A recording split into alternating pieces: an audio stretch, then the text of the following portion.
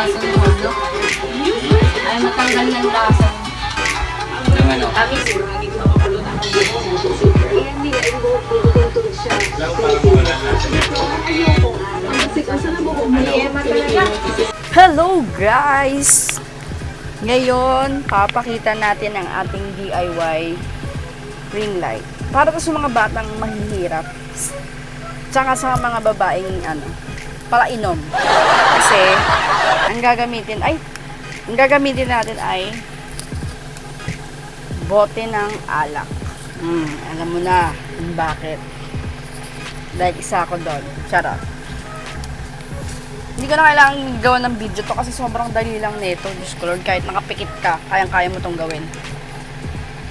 Kailangan mo lang ng bote. Ulitin ko. Tapos, lumang selfie stick. Selfie stick yan. Tapos, yung sampayan mo, tanggalin nyo muna. So, tanggalin mo yung sampayan nyo.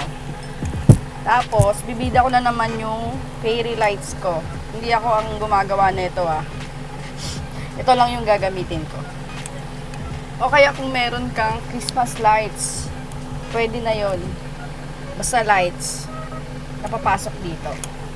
Ngayon, tatry na natin. Kabog to.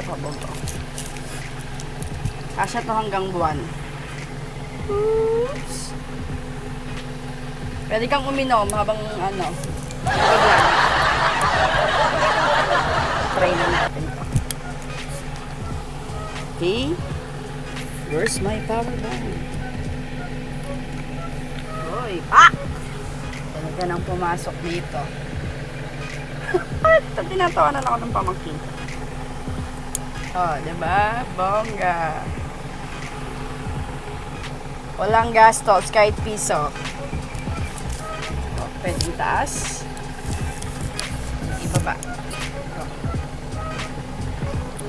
At meron pa palang electrical tape. Dito. Ayan. Tapos, bote. Ano ba yung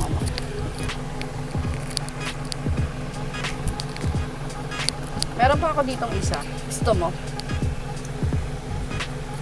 Sa selfie stick, para magkasya sa bote, wawarakin mo to. Katulad ng pagwarak